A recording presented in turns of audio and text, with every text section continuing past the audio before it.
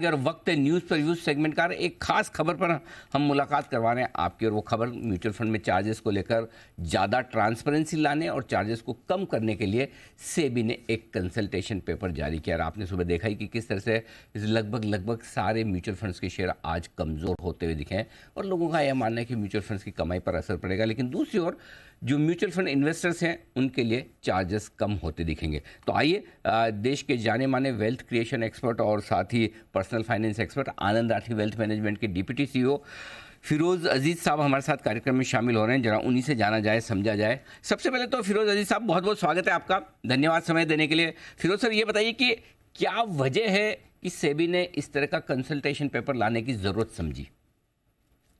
Anil sir, नमस्कार sir. पहली तो ये बात है कि दो कारण हैं मेरे हिसाब से। एक तो है कि कॉस्ट की ट्रांसपेरेंसी बहुत इंपॉर्टेंट है। अगर टोटल एक्सपेंस रेशियो कह रहे हैं तो टोटल में तो हर चीज का टोटल होना चाहिए।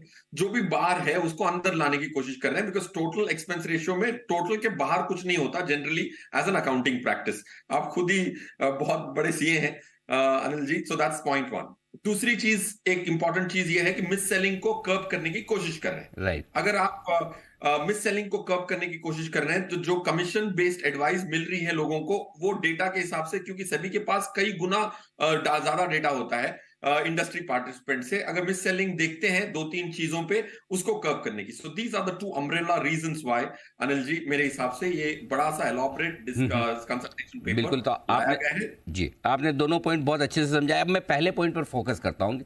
सारे खर्चे एक ही अम्ब्रेला में आ जाए, एक साथ आ जाए। TER इस शब्द का बड़ा इस्तेमाल किया जाता है, यानी कि टोटल एक्सपेंस रेशियो। अब ये बताएं सर, इस TER में अब क्या क्या खर्चे आ जाएंगे? पहले क्या नहीं आ पाते थे और पहले कितने एडिशनल होते थे जो अब इसी में आ जाएंगे? जरा इसका एक, आप तो इतनी इंडस्ट्री की बड़ी गहरी समझ रखते हैं, जरा ये समझाइए।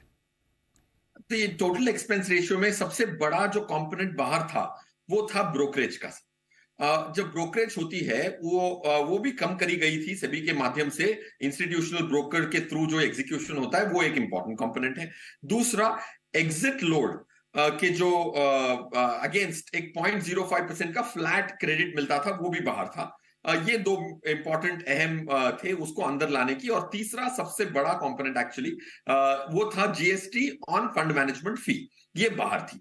ये तीन चीजें एक टोटल अगर आप करें तो 18% ऑन फंड मैनेजमेंट फी। अगर फंड मैनेजमेंट फी 50 से 60 पैसा है तो उसकी आप 18% मान ले, तो 12-15 पैसा की जीएसटी और ब्रोकरेज और एग्जिट लोड के लियो में जो 0.05 चार्ज होता था for the last few years, ये तीन बाहर रहते हैं। ओके, तो अब ये तीन जो खर्चे बाहर थे अभी आ जाएंगे, यानी कि कुल मिलाकर अब या तो म्यूचुअल फंड इसे बढ़ाएं या फिर खुद एब्जॉर्व करें। बढ़ाने की गुंजाइश है, अनुमति मिलेगी, या फिर ये इतना 15 बेसिस पॉइंट या जितना भी आप बता रहे हैं 18 बेसिस पॉइंट जो फर्क पड़ने वाला है, जो वो अब म्यूचुअल फंड की के लिए खर्चा ज़्यादा हो जाएगा या कमाई कम हो जाएगा? कैसे देखना चाहिए? अनिल से देखिए, हर एएमसी का ना तालमेल बहुत अलग है। क्योंकि आप देखें, अब ब्रोकरेज के लिए उन्होंने खुद ने, सेबी ने एक समाधान दिया है कि आप खुद ही ब्रोकिंग लाइसेंस क्यों नहीं ले लेते, तो ब्रोकरेज क्यों देते हैं। उस समाधान से आर्बिट्राज फंड हो गई जिसमें ब्रोकरेज दिया जाता है बट डेट फंड है, तो उसमें तो आपको कोई दिमाग लगाने की बात नहीं है, ब्रोकर की जरूरत नहीं है, आप खुद ही ब्रोकिंग लाइसेंस ले रहे हैं, तो ब्रोकरेज कॉस्ट कम हो गई। बट इक्विटी म्यूचुअल फंड्स में जो फंड मैनेजर कई सारे सेल साइड एनालिस्ट का रिकमेंडेशन लेके अपना पोर्टफोलियो क्रिएट करते हैं, वो ब्रोकरेज नहीं देंगे तो कैसे उनको एडवाइस मिलेगी? तो इन्वेस्टर का नुकसान भी हो सकता है, बिकॉज ब्रोकरेज घटाते ही इंस्टीट्यूशनल ब्रोकर की इंटरेस्ट चली जाएगी। फिक्स्ड फी देंगे तो कितनों को देंगे? आज हजारों सेल साइड एनालिस्ट हर 39 जो म्यूचुअल फंड कंपनियां हैं उनके लिए काम करती हैं फ्री में, apart from this variable, nothing apart from this variable cost of brokerage. So मेरे हिसाब से पॉइंट वन, जो आपका प्रश्न है, अंदर आएंगी तो क्या कमाई घटेगी? डेफिनेटली घटेगी।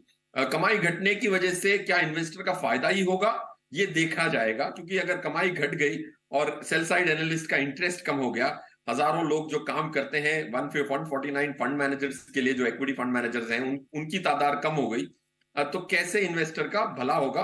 कॉस्ट तो कम होगी, क्या उसकी कमाई कम होगी एनएवी के माध्यम से? ये देखना इंटरेस्टिंग कॉन्सेप्ट है। दोनों तरफ है मामला। बात तो सही है कि अगर जो एडवाइज़र या डिस्ट्रीब्यूटर कमाएगा नहीं तो वो सर्विस कैसे देगा। लेकिन एक चीज़ है, अब वैसे तो एक और फैसिलिटी है, काफ़ी लोग आजकल यूज़ भी करते हैं, डायरेक्ट प्लान्स हैं। आप सीधे म्यूचुअल फंड में जाकर खुद ही निवेश कर लीजिए जहाँ पर आपको ज़रूरत नहीं है एडवाइज़र की। क्या वहाँ पर भी कोई फ़र्क पड़ेगा कि ये उसका ऑल्टरनेट तैयार करने की कोशिश है कि डायरेक्ट प्लान जहाँ बहुत कम आपके पैसे लग रहे हैं अगर आप इन्वेस्ट करते हैं तो, और दूसरा अगर एडवाइज़र के थ्रू आप इन्वेस्ट करते हैं तो पैसे थोड़े से ज़्यादा लगते हैं, क्या उसका तालमेल बिठाने की कोशिश है? Anil ji, before I go to the next question, एक क्लैरिफाई करना चाहूंगा, ये डिस्ट्रीब्यूटर के लिए इतनी बुरी खबर नहीं है ओके। अगर वो सीधे तरीके से बिजनेस कर रहे हैं। हम्म। देखिए, काफी सारे 86,000 करोड़ जो एनएफओ में कलेक्ट हुए थे, उसमें हम्म। से 27% एएमसी के एक स्कीम से दूसरी स्कीम में स्विच हुए थे कमीशन के चक्कर में, ये सभी मानती है। तो अगर एक डिस्ट्रीब्यूटर जो भी लूप होल्स थे उसको यूज नहीं कर रहा है तो उसकी इंपैक्ट कम होंगी, point one. Coming back to, क्या ये दूसरा ऑल्टरनेट बनाया जा रहा है? नहीं, डायरेक्ट भी सस्ता हो जाएगा बड़ी एएमसीज का, और छोटी एएमसीज का डायरेक्ट भी महंगा होगा और रेगुलर भी महंगा होगा। अगर एक एएमसी, छोटी एएमसी ज्यादा कमीशन देगी डिस्ट्रीब्यूटर को और बड़ी एएमसी कम कमीशन देगी, अगर एक डिस्ट्रीब्यूटर जो मिस सेलिंग की आदत है उसको एनएफओ में मिस सेलिंग कर सकता है, तो छोटी एएमसी की तरफ मिस सेलिंग क्यों नहीं कर सकता?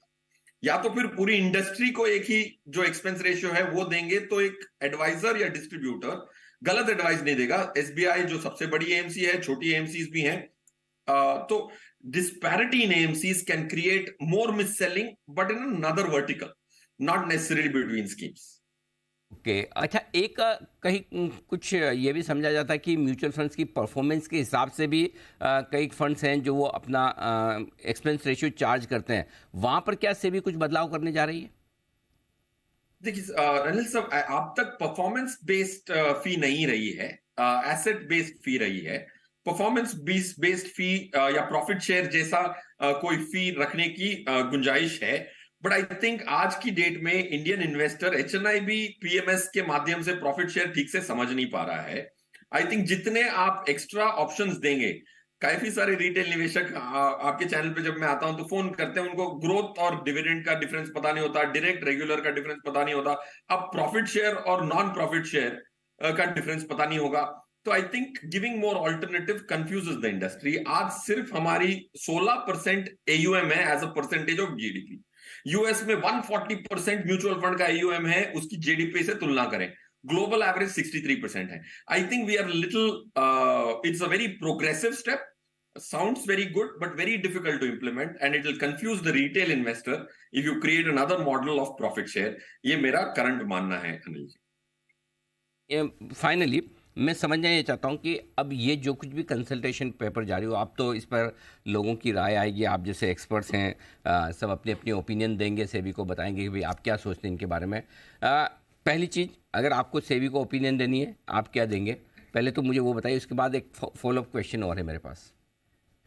पहले तो मैं बड़ा धन्यवाद करूंगा कि पूरी इतनी एग्जॉस्टिव कंसल्टेशन बनाई जी। अगर किसी को भी अपना बिजनेस मॉडल डिजाइन करना है, एसेट मैनेजमेंट कंपनी है, डिस्ट्रीब्यूटर है या इन्वेस्टर को, अगर आप सब चीज एक साथ देते हैं तो बहुत आसान हो जाता है एक लॉन्ग टर्म बिजनेस मॉडल करने के लिए। So this is very very exhaustive and I am very happy.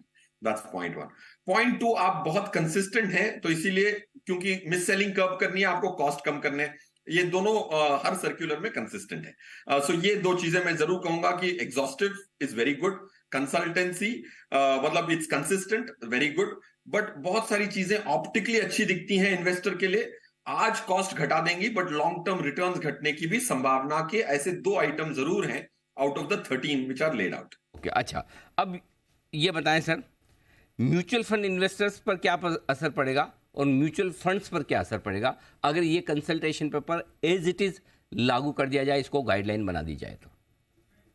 मेरे हिसाब से range of decrease in AMC, मेरा ये मानना है, of course Anil ji, you have to pardon me for the accuracy inaccuracy of this, but मेरा मानना है कि डिस्ट्रीब्यूटर में 3 से 4% की रेवेन्यू से 25% की रेवेन्यू पे इंपैक्ट पड़ सकता है अगर कोई B30 और बहुत सारे जो प्रावधान थे उसका प्रयोग कर रहा था, लाइक आनंद राठी वेल्थ लिमिटेड, कोई इसमें से कोई भी प्रावधान यूज नहीं कर रहा था। सबसे बड़ी बात इस कंसल्टेशन पेपर में है एनएफओ में कमीशन, और आनंद राठी ने 10 साल से एक भी एनएफओ अप्रूव ही नहीं किया, बेचना तो दूर की बात। ओके। तो जो डिस्ट्रीब्यूटर इसके लूपहोल्स या प्रावधान का प्रयोग नहीं कर रहा था, उसकी इंपैक्ट कम होगी। एएमसी लेवल पे आई थिंक हर किसी पे जीएसटी की इंपैक्ट होगी, तो उधर आप 10 से 15% से 20% की भी रेवेन्यू इंपैक्ट मान सकते हैं ऑन द इक्विटी एसेट्स। तो सर आप कह रहे हैं फिर सर एक भी इनमें से जो 13 सजेशंस जो आए कंसल्टेशन पेपर में, आनंद राठी वेल्थ, आपके पास तो इतना बड़ा पोर्टफोलियो है वेल्थ का, और आप तो सारे थर्ड पार्टी प्रोडक्ट्स से, आप दूसरे के प्रोडक्ट्स ही सेल करते हैं, राइट? अपना खुद का फंड मैनेजमेंट उसमें बिल्कुल आप कोई भी यूज नहीं कर रहे हैं? सर ये 13 प्रावधान नहीं है, मतलब दो 3-4 प्रावधान है। जैसे जीएसटी हो गया, ओके, डिस्ट्रीब्यूटर की जीएसटी डिस्ट्रीब्यूटर पे करता है। करेक्ट। फंड मैनेजमेंट की जीएसटी क्लाइंट को चार्ज होती है।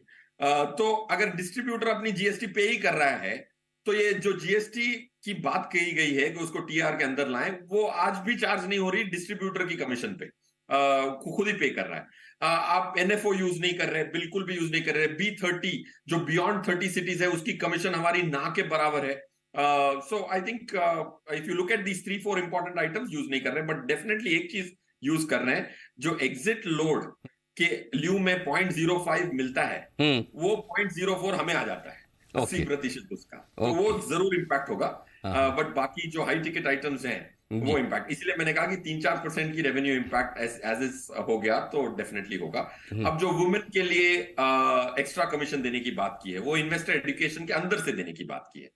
B30 को इन्वेस्टर एजुकेशन के अंदर से देने की बात की।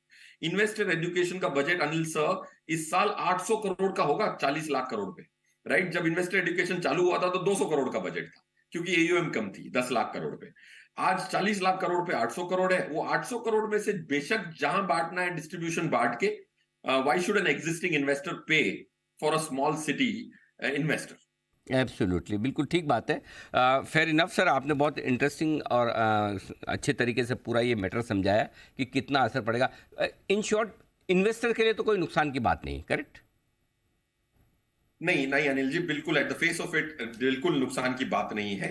बट आई थिंक एएमसी कैसे इसको लेंगी, कैसे अपनी पोर्टफोलियो की मैनेजमेंट की क्षमता कम ना हो जाए, बस एक पॉइंट पे मेरा डर है। अगर सेल साइड एनालिस्ट सर्विस करना बंद कर देंगे, ब्रोकरेज जीरो हो जाएगी, तो उससे परफॉर्मेंस पे इंपैक्ट हो सकता है। That's a long term worry I have for the investor. बात तो सही है बिल्कुल। तो थोड़ा म्यूचुअल फंड्स को फिर से देखना होगा कि किस तरह से इस बदले हुए नियमों में, हालांकि नियम बनने अभी बाकी हैं, अभी कंसल्टेशन पेपर है, लेकिन आमतौर पर लोग मानते हैं कि कंसल्टेशन पेपर मतलब फाइनल प्रोडक्ट यही सामने आने वाला है। और आपने अच्छी तरह से समझाया भी। और फिरोज सर, एक बात की और मैं आपको कॉम्प्लीमेंट भी देना चाहता हूँ कि आपने बताया भी कि ये सारी प्रैक्टिसेस आप यूज़ नहीं करते हैं, और शायद यही वजह कि आपका पर क्लाइंट जो यील्ड्स हैं वो इंडस्ट्री में हाईएस्ट है, और काफ़ी अच्छा आप अपने क्लाइंट्स को रिटेन करते हैं। बहुत बहुत धन्यवाद सर, आपने समय दिया और पूरे डिटेल में इस मुद्दे पर अपनी राय रखी। Thank you Anil sir. Thank you sir. तो फिरोज अजीज साहब बताते हुए कि म्यूचुअल फंड इन्वेस्टर्स के लिए तो अच्छी बात है, उनके लिए तो फ़ायदे की बात है ही on the face of it. Industry के लिए थोड़े से एडजस्टमेंट करने होंगे, म्यूचुअल फंड्स की कमाई पर थोड़ा पड़ सकता है असर।